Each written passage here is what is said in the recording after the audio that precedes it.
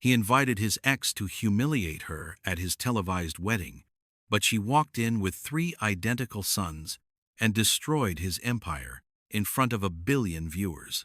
Hand in hand, heart to heart, one mother, 3 kings, forever. The pregnancy test kit rattled against the polished mahogany desk as Melissa Green's hands trembled with anticipation. 3 years into their marriage, after months of Gilbert dismissing her desire to start a family as premature for the growth phase, she was finally carrying his child. Her heart thundered with nervous joy as she rehearsed the words she'd say when he returned from his investor meeting. She had prepared this moment with the precision Gilbert always admired in her work. His favorite Ethiopian coffee was brewing in the French press, the expensive beans from that little shop in Georgetown they'd discovered during their honeymoon. She'd cleared his evening calendar herself, blocking out 3 hours with a vague, personal matter that his assistant wouldn't question. The leather portfolio containing their company's latest algorithm breakthrough sat beside her carefully wrapped gift, a tiny onesie printed with future CEO in their company's signature font. At 28, Melissa still felt grateful to be married to Gilbert Lang. When they'd met at that tech conference 5 years ago, she'd been a graduate student presenting her thesis on predictive analytics. He was the most ambitious man who'd ever truly seen her brilliance. Stanford-educated, founder of the rapidly expanding lying industries, and magnetic in his sharp suits and sharper mind. Their partnership had felt inevitable. Late nights coding side by side, her algorithms powering his vision, and a wedding proposal delivered through an encrypted message that made her cry with its romantic complexity. Tonight, she would tell him they were going to be parents, and their story would reach its perfect chapter. The sound of Gilbert's shoes clicking against the marble hallway made her pulse quicken. She tucked the pregnancy test behind the coffee press, wanting to see wonder light up his eyes before revealing the truth. "Gilbert," she called out, her voice barely containing her excitement, "I have something extraordinary to tell you, something that changes everything." Gilbert walked past her without making eye contact, his Armani suit cutting a sharp silhouette against the floor-to-ceiling windows overlooking the city. He carried a manila folder that he dropped onto the desk between them with the casual indifference of someone discarding junk mail. The coffee she'd prepared sat untouched, growing cold. "We need to talk about operational efficiency," he said, finally looking at her with eyes that held no warmth. "Specifically, the inefficiency of this marriage." Melissa's hand instinctively moved to her stomach, then stopped. The pregnancy test felt like it was burning a hole through the wood behind the coffee press. "What are you talking about?" "I'm talking about growth trajectories and optimal resource allocation." Gilbert opened the folder, revealing legal documents embossed with his attorney's letterhead. "Our marriage was appropriate for the startup phase of my career. You were supportive, undemanding, content to work in the background. But Lang Industries is entering its empire phase now, Melissa. I need a partner who understands high society, someone who can stand beside me at galas without looking like she bought her dress off a clearance rack." The words hit her like physical blows. "Gilbert, I built those algorithms with you. Half of what made this company successful came from my work. You were a competent assistant," he interrupted, his tone flat and clinical. "Let's not rewrite history into some romantic fantasy where you were essential. You're brilliant in a very narrow, technical way, but you lack vision. You lack presence. Julianne understands what it means to be the wife of a CEO who's about to go public at a $5 billion valuation." Julianne, the socialite he'd been introducing as his brand strategist for the past 3 months. Melissa felt the room tilt. "You're serious?" "I had my attorney draft a generous settlement. You'll walk away with $2 million, significantly more than you brought to this marriage," which was essentially nothing. He pushed the papers toward her. "Sign today, and we can expedite this cleanly. My PR team has already prepared the narrative. Amicable separation, grew apart, mutual respect. You'll come out of this looking dignified if you cooperate." She stared at the man she'd loved, searching for any trace of the person who'd decoded love notes into her thesis papers, who'd promised her they'd build an empire together. There was nothing but cold calculation in his eyes. "I have something to tell you," she managed. her voice barely above a whisper. Unless it's about signing those papers, I'm not interested. Gilbert checked his Patek Philippe watch. I have a meeting with investors in 20 minutes. Security will escort you out after you've gathered your personal items from the residence. Don't make this messier than it needs to be, Melissa. You were never good with confrontation. The pregnancy test stayed hidden behind the coffee press as Melissa's hand trembled over the divorce papers, her future rewriting itself in real time. The basement apartment smelled like mildew and someone else's cooking. Melissa sat on a second-hand futon she'd bought from a college student on Craigslist, watching water stains spread across the ceiling like accusatory fingers. $2 million sounded generous, until lawyers took their cut, until she'd paid off the credit cards Gilbert had frozen, until she'd put down first and last month's rent on the only place that would take her without proof of employment. She'd signed the papers, walked out of Lying Industries with a cardboard box containing a coffee mug, a framed photo of their wedding, and the pregnancy test she'd never shown him. The security guard had been apologetic. Her own code still ran on every server in that building, but the biometric scanner no longer recognized her palm print.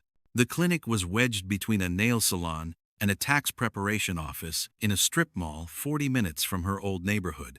Melissa filled out intake forms with hands that no longer wore a wedding ring, checking boxes for single and unemployed, with a mechanical precision that kept her from thinking too deeply about what those words meant now. Dr. Raina Chen had kind eyes that crinkled when she smiled, the sort of doctor who touched your shoulder when delivering news. She was delivering news now, moving the ultrasound wand across Melissa's barely there bump with increasing focus. Well, Dr. Chen said, her smile widening into something between delight and concern. This explains why your hormone levels were so elevated. Melissa's stomach dropped. Is something wrong? Wrong? No. Unusual? Definitely. The doctor angled the screen toward her. See these 3 distinct sacs? You're not having one baby, Melissa. You're having triplets. The room seemed to telescope, sounds becoming distant and watery. 3 heartbeats pulsed on the monitor. 3 tiny forms flickering like Morse code messages from a future she couldn't begin to imagine. That's not possible. It's rare, but it happens. Looks like fraternal triplets, possibly identical. We'll know more as they develop. Doctor. Chen printed out the ultrasound images, 3 shadowy profiles that would become 3 separate people. I know this is overwhelming. Do you have support? Family? The father? Melissa thought about Gilbert's face when he'd called her competent. Thought about the $2 million divided by 3. Thought about the basement apartment with its single bedroom and water-stained ceiling. It's just me, she said quietly. Dr. Chen squeezed her hand. Then you're going to need to be 3 times as strong. But looking at your file, I think you can handle it. Melissa stared at the ultrasound images as she walked back to her car. 3 sons. 3 identical copies of the man who'd thrown her away like obsolete hardware. 3 reasons to become someone Gilbert Lang would never see coming. She tucked the images into her wallet next to the pregnancy test she'd never gotten to show him, and drove back to her basement apartment to start building an empire. The laptop was a refurbished Dell she'd bought for $300 from a pawn shop, its fan whirring like an asthmatic trying to run a marathon. Melissa sat cross-legged on the futon at 2 in the morning, her pregnant belly pressed against the edge of the keyboard, writing code while her body grew 3 humans who would need her to be invincible. The algorithm had come to her during a prenatal vitamin-induced bout of insomnia. Gilbert had always focused on predictive analytics for consumer behavior, but he dismissed her theory about applying quantum probability matrices to supply chain optimization. Too theoretical, he'd said. Not marketable enough. She'd prove him wrong with his own blind spot. Her fingers flew across the keys, translating mathematical concepts into elegant strings of code that felt more like poetry than programming. The breakthrough wasn't just in the prediction accuracy, it was in the way the algorithm learned from its own errors, becoming exponentially smarter with each dataset it processed. Where traditional systems needed months of training, hers would need days. Where others required massive computing power, hers could run on modest servers. It was revolutionary. It was hers, and Gilbert would never know she'd built it in a basement that smelled like old carpet and broken dreams. The triplets arrived on a Tuesday morning in March, 37 weeks into her pregnancy. Leo came first, screaming his arrival with impressive lung capacity. Marcus followed 3 minutes later, quieter but watchful. Cassian took his time, arriving last with what the nurse called remarkable composure for someone so new to the world. 3 identical faces, 3 versions of Gilbert's sharp jawline and intense eyes, but softer somehow, still unmarked by ego and ambition. The nurse placed them on her chest one by one, and Melissa made a promise to each of them. They would never feel unwanted, never be called mediocre, never be discarded when someone better came along. The coding happened in stolen hours. While the boys napped, while they played with second-hand toys, while they slept in their shared crib in the bedroom she'd converted with blackout curtains and white noise machines, Melissa learned to function on 4 hours of sleep, programming with one hand while bottle feeding with the other, debugging code while singing lullabies. 6 months after their birth, she registered Viridian Tech as an LLC using a P.O. box address and a lawyer who asked no questions. The name was deliberate Viridian, a blue-green pigment prized for its permanence, its refusal to fade. Her company would be the same, lasting, unfading, impossible to erase. She started small, licensing her algorithm to mid-sized logistics companies under strict NDAs. The results were immediate and dramatic: 30% efficiency gains, 20% cost reductions. Word spread through back channels, through whispered recommendations at industry conferences she couldn't afford to attend. By the time the triplets took their first steps, Viridian Tech had 7-figure revenues. By their second birthday, 8 figures. And Melissa operated entirely from the shadows, a ghost CEO building an empire, while Gilbert Lang's name dominated tech headlines, completely unaware that his discarded wife was becoming his most dangerous competitor. The TechCrunch article called her the most mysterious figure in Silicon Valley. Forbes dubbed Viridian Tech the unicorn with no face. At a valuation of $3 billion, her company had disrupted supply chain management across 4 continents, yet no one could definitively say who owned it. Melissa read these articles on her phone while waiting in the pickup line at the triplets' preschool, a modest Montessori tucked into a quiet neighborhood 40 miles from the tech corridor. She'd chosen distance deliberately. The boys attended school as the Green family, their mother listed in directories as a freelance consultant. No cameras, no profiles, no trail leading back to Gilbert Lang or the empire she was systematically outmaneuvering. Her public face was Marcus Webb, a retired Microsoft executive she'd recruited to play CEO. He attended conferences, gave interviews, accepted awards with the humble gravitas of someone who'd built something extraordinary. The tech press ate it up. Meanwhile, Melissa made every strategic decision from behind encrypted communications. Her identity, protected by shell companies, nested within shell companies, like Russian dolls. The boys were 5 now, brilliant and beautiful in ways that made her heart ache. They had Gilbert's intelligence, but none of his cruelty, his intensity without the narcissism. Leo was the leader, always organizing elaborate games with complex rules. Marcus was the diplomat, smoothing over playground conflicts with an emotional intelligence that seemed preternatural. Cassian was the observer, quiet but devastatingly perceptive, the one who noticed when she'd been up too late coding. "Mama looks tired," he'd said that morning, his small hand touching her cheek with concern that nearly broke her. She'd moved them to a real house 2 years ago, nothing ostentatious, just a comfortable 4-bedroom in a neighborhood where tech money wasn't unusual but wasn't flashy either. The boys had a backyard, a treehouse, bikes they'd learned to ride together in a synchronized wobble that made her laugh until she cried. They had normalcy, or as close as she could manufacture for them. The hardest part was watching Gilbert's face on magazine covers at the grocery store checkout, seeing him photographed with Julianne at galas, reading puff pieces about his visionary leadership while her algorithm quietly ate his market share. Laying Industries was plateauing. She'd seen their quarterly reports. Publicly traded companies couldn't hide their bleeding the way private firms could. His expansion into Asian markets had stalled. His AI division was hemorrhaging talent to competitors who paid better and innovated faster. To competitors like Viridian Tech. Last month, her company had acquired patents that effectively blocked 3 of Gilbert's planned product launches. The tech blogs called it aggressive market strategy. Melissa called it justice served cold and algorithmic. She picked up the triplets from school, and they tumbled into her car with stories about dinosaurs and fractions and a girl named Emma who could do a backflip. Leo sat behind her, Marcus in the middle, Cassian by the window, the same formation they'd maintained since infancy. "How was your day, Mama?" Cassian asked, always the one who remembered to ask. Melissa smiled at him in the rearview mirror. "Better now," she said, and meant it. By the time the triplets turned 12, they were impossible to ignore.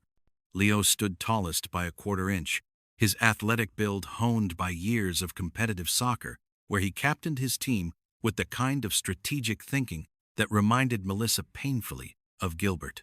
Marcus excelled at debate, his arguments so precisely constructed that his coach called him the most formidable 12-year-old I've ever seen. Cassian composed music on a second-hand piano Melissa had bought him, creating pieces so hauntingly beautiful that his teacher suggested Juilliard pre-college auditions.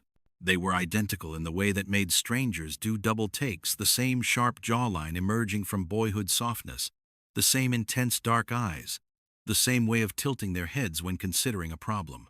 Melissa saw Gilbert in every angle of their faces, but she saw herself in everything else that mattered. "Mom, we need to talk about the robotics competition," Leo said one evening. All 3 boys arranged on the couch in their coordinated way. Leo on the left, Marcus center, Cassian right.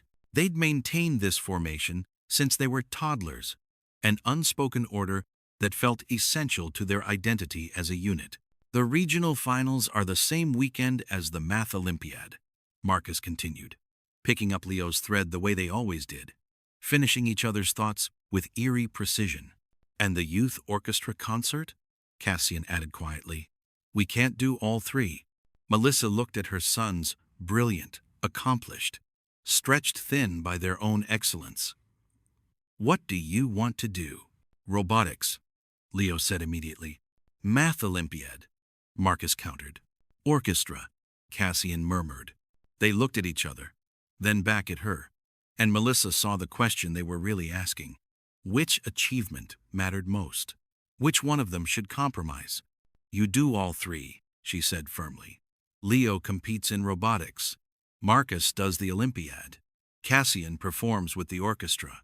I'll be at all 3, even if I have to teleport." "That's logistically impossible," Marcus pointed out. But he was smiling. "Your mother built a $3 billion company from a basement apartment while raising triplets," she reminded him. "Logistics are just problems waiting for solutions." She managed it by hiring a driver and planning routes with military precision, appearing at each venue exactly when her son needed to see her in the audience. Leo's robot won first place. Marcus scored perfect marks. Cassian's piano solo received a standing ovation. That night, they celebrated with pizza in the backyard, the boys recounting their victories while fireflies blinked in the darkness. "We're lucky," Cassian said suddenly, his voice soft but certain. "Some kids have parents who miss everything. Some kids have parents who make them feel like they're never enough," Marcus added, his debate training making even casual observations sound profound. Leo looked at Melissa with an expression that was pure Gilbert intense, assessing, intelligent, but the words were entirely his own. "You make us feel like we can do anything, Mom. Like we're already enough, exactly as we are." Melissa felt tears prick her eyes. These boys, these extraordinary, kind, brilliant boys, were proof that Gilbert had been wrong about everything that mattered. They were her empire's greatest product, and he would never know what he'd discarded until it was far too late. The invitation arrived in a cream envelope so thick it felt like a threat. Melissa found it among the usual stack of mail industry newsletters, patent applications, a birthday party invitation for one of Cassian's classmates. But this envelope bore no return address, just her name written in calligraphy that probably cost more per letter than most people spent on entire wedding invitations. She opened it standing in her kitchen while the boys did homework at the table, their heads bent in synchronized concentration over math problems that would challenge most high schoolers. Gilbert Lang and Julianne Prescott request the honor of your presence at their wedding ceremony to be broadcast live on Stream Live Premium, the Dakota Estate, June 15th. Black tie required. There was a handwritten note paperclipped to the invitation, Gilbert's angular handwriting unmistakable even after 12 years. Melissa, I thought you'd want to see what success actually looks like. No hard feelings about how things ended, you simply weren't built for this level. But I believe in celebrating all chapters of one's journey, even the forgettable ones. Do come. Julianne suggested the East Garden seats. Not quite front row, but you'll have a decent view. Gee, the casual cruelty of it took her breath away. Not quite front row. Even in the invitation, he was relegating her to the margins, making sure she understood her place in his narrative. The practice wife, the rough draft, the woman who wasn't enough. Mom? Leo looked up from his calculus. You okay? She realized her hands were shaking. Fine, sweetheart. Just some junk mail. But it wasn't junk. It was an opportunity wrapped in an insult. That night, after the boys were asleep, Melissa sat in her home office and pulled up Lang Industries' financial reports. She'd been tracking them for years, watching Gilbert's empire develop hairline fractures that were now becoming canyons. His Asian expansion had failed spectacularly, burning through hundreds of millions. His AI division had produced nothing marketable in 3 years. 2 of his board members had resigned last quarter, citing strategic differences, corporate speak for a sinking ship. The wedding wasn't about love. It was about optics. Gilbert needed a win, something to distract investors and the media from his company's decline. A televised wedding to a socialite, a spectacle of success to paper over the rot underneath. He'd invited her to humiliate her, to showcase his triumph, while she sat in the East Garden in a decent dress with a decent view, watching him marry the woman he deemed worthy. What Gilbert didn't know was that Viridian Tech now held 30% of his company's outstanding debt, acquired quietly through subsidiary firms over the past 18 months. She'd been buying his failure piece by piece, waiting for the perfect moment to call it in. He'd sent her an invitation to his coronation. She'd accepted it as an invitation to his execution. Melissa picked up her phone and typed a single sentence to her attorney. Prepare the acquisition documents. We move on June 15th. Then she looked at the invitation again, Gilbert's handwriting smug and dismissive, and smiled. The Dakota estate had been transformed into something from a billionaire's fever dream. White roses cascaded from every surface, their perfume thick enough to choke on. Crystal chandeliers hung from temporary structures, engineered to look permanent. The guest list read like a Forbes power ranking: tech titans, venture capitalists, politicians, celebrities who'd pivoted to entrepreneurship. Cameras lined the grounds, streaming every moment to millions of subscribers who'd paid premium rates to watch Gilbert Lang's triumphant remarriage. Melissa had chosen her dress with surgical precision, deep crimson silk that moved like liquid fire, custom tailored to perfection by a designer who'd asked no questions when she'd paid in cash. A diamond necklace that had belonged to her grandmother, the only inheritance her family had managed to preserve. Her hair fell in dark waves past her shoulders, and her makeup was flawless, not the uncertain woman who'd left Lang Industries with a cardboard box, but the architect of empires who'd built everything from nothing. The boys wore matching charcoal tuxedos, each one fitted with the same meticulous care as her gown. At 12, they were heartbreakingly handsome, their features a devastating echo of the man waiting at the altar. They'd asked surprisingly few questions when she'd told them about the wedding, about their father, about why this particular evening mattered. We trust you, Mom. Leo had said simply, and the other two had nodded. Now they stood with her in the estate's grand entrance, a formation that stopped conversations mid-sentence. Melissa held Cassian's hand on her left, Marcus's on her right. Leo stood slightly ahead, his natural leadership positioning him as their vanguard. The guests parted like a sea as they walked through, whispers rippling in their wake. She heard fragments. Is that? 3 of them. My God, they look exactly like. The ceremony was already beginning. Gilbert stood at the altar in a Tom Ford tuxedo, Julianne beside him in a dress that probably cost more than most people's houses. The officiant was mid-sentence when Melissa and her sons appeared at the end of the aisle. Gilbert's face went through a remarkable evolution, confusion, recognition, shock, and finally something close to horror as he registered not just Melissa, but the 3 identical boys flanking her like an army she'd personally manufactured. The livestream cameras swiveled to capture them. Melissa could feel millions of eyes suddenly focused on this moment, this impossible tableau. She walked forward slowly, deliberately, the boys moving with her in perfect synchronization. They stopped at the front row, not the East Garden seats Gilbert had assigned her, but the seats reserved for immediate family. Sorry we're late, Melissa said, her voice carrying in the suddenly silent garden.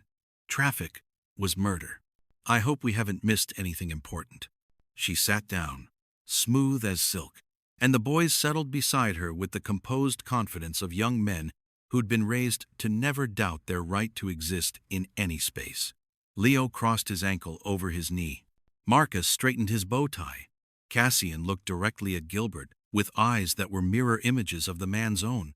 Gilbert stood frozen at the altar, his carefully constructed narrative shattering in real time on live television. The garden erupted in whispers that became a roar. Guests pulled out phones, cameras zoomed closer, and the live stream's comment section exploded so fast the moderators couldn't keep up. Melissa watched the recognition spread through the crowd like wildfire, the unmistakable resemblance, the 3 identical faces that were younger versions of the man at the altar. Gilbert found his voice first, his CEO instincts kicking in with desperate damage control. Security, he snapped, his face flushed with rage, barely contained by his tuxedo. Remove these people immediately. This is a private event. Private? Melissa stood, her voice cutting through his bluster with surgical precision. You're streaming this to 3 million paying subscribers, Gilbert. There's nothing private about it. She turned slightly, acknowledging the cameras with the grace of someone who'd spent 12 years preparing for this exact moment. But you're right. We should clarify who these people are. 2 security guards approached uncertainly, clearly unsure whether to manhandle a woman in couture and 3 well-dressed children in front of a global audience. These are your sons, Melissa continued, her voice steady and clear. Leo, Marcus, and Cassian. Born exactly 9 months after you served me divorce papers in your office. The day I came to tell you I was pregnant, and you called me mediocre. The crowd's whispers turned to audible gasps. Julianne's face had gone chalk white. Gilbert opened his mouth, closed it, opened it again like a fish drowning in air. That's impossible, he finally managed. I never told you, because you didn't give me the chance. Melissa's smile was razor sharp. You were too busy explaining how I wasn't CEO material, how I lacked vision and presence, how I was just a competent assistant who'd served her purpose. She reached into her clutch and pulled out a folded document, holding it up for the cameras. This is a paternity test, conducted last month, proving what anyone with eyes can already see. Your 3 sons, Gilbert. The heirs you always claimed you wanted, raised without a dollar of your money or a moment of your time. Gilbert's lawyer pushed through the crowd, whispering urgently in his ear, but Melissa wasn't finished. But let's talk about what you really care about your company. She pulled out a second document. Viridian Tech. Perhaps you've heard of it? The mysterious unicorn that's been quietly dominating every market you've tried to enter? She paused, letting the implications settle. I'm the Ghost CEO, Gilbert.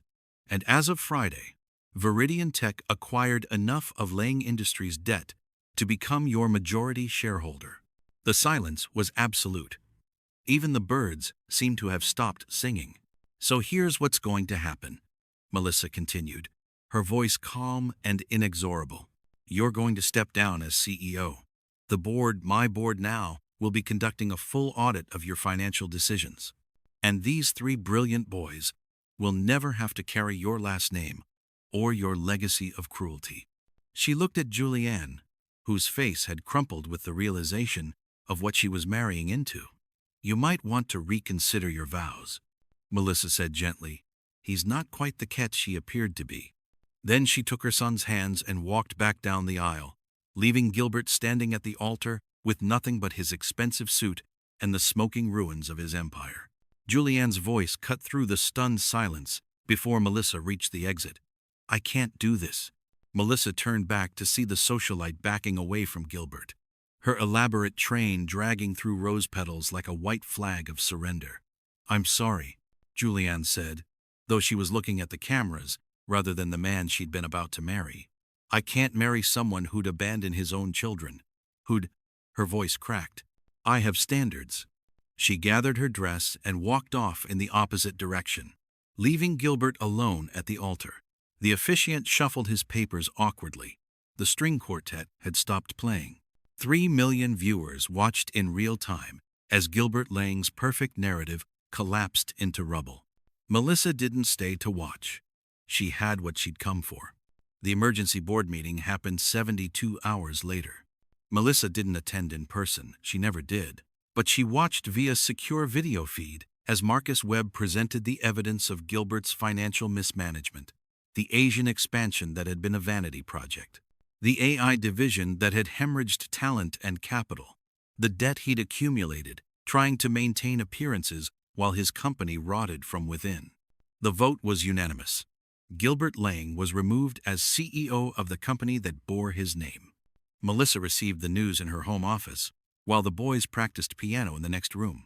Cassian had convinced his brothers to learn the piece he'd composed, and the sound of them working together, starting, stopping, adjusting, laughing, was better than any victory symphony. She closed her laptop and walked to the piano room. They looked up at her, 3 identical faces full of question and concern. Is it over? Leo asked. It's over, she confirmed. Did he lose everything? Marcus wanted details, always the analyst. Not everything, Melissa said carefully. He still has his reputation in some circles. He still has money, just not the empire he built on other people's brilliance. She paused.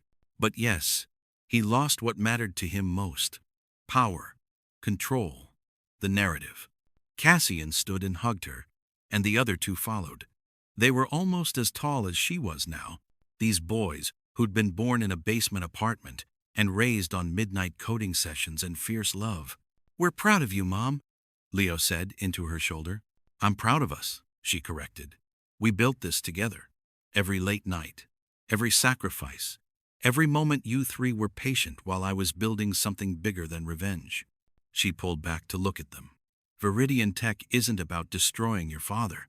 It's about proving that brilliance doesn't require cruelty, that success doesn't mean leaving people behind, that a family built on love is worth more than any empire built on ego. Marcus grinned. Can we still enjoy the fact that he lost, though? Melissa laughed, and it felt like freedom. We can enjoy it a little. They ordered pizza that night. The 4 of them crowded on the couch watching a movie that none of them really paid attention to. Outside, the tech world was still reeling from the Dakota Estate revelation. Inside, Melissa Green sat with her 3 sons, her empire, her legacy, her proof that Gilbert Lang had been wrong about everything that mattered. They'd built their future themselves, and it was magnificent.